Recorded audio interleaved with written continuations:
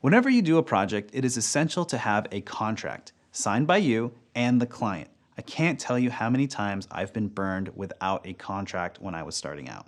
To prevent cancellations, ask for a non-refundable deposit for 1/3 of the full price to hold the date of shooting. You then work that into the contract and only hold the date if they're able to pay and sign. A contract, yes.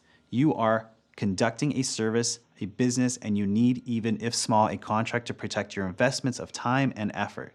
We definitely recommend consulting a lawyer to help you write an official contract. In our supplemental resources for this section, check out some of these websites that can help you lock down someone to help you with or get advice on contracts.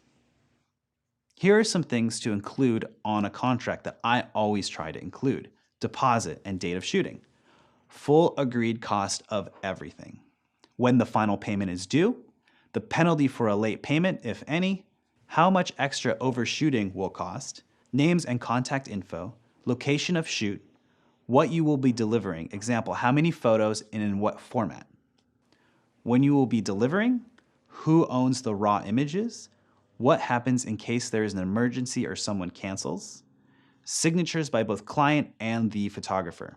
It is a lot of business to think about, but at the end of the day, you're doing it because you love to take photos for yourself and for other people.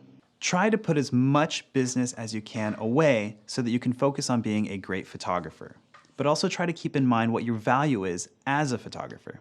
One thing to be prepared for is being in a situation where the client changes the scope of the project while you're shooting. Perhaps you were booked to shoot a wedding for 8 hours and someone asks you to do a little bit extra shooting, or they ask you to do a little bit more editing. It is a good idea to explain before the shoot date what the cost of any added time is, whether it's an extra 10 minutes or an extra hour, so that on the day of the project, you can remind them if it comes up. It's funny that you have to think about this, but it always comes up.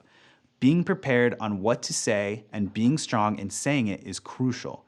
When I started out, I would always just say, okay, whatever, for free, and then regret it later. You have invested a lot of time into your business and education. Your skills and time are worth it. Don't do more than you need to for free. It will suck time away from your business and your personal well-being.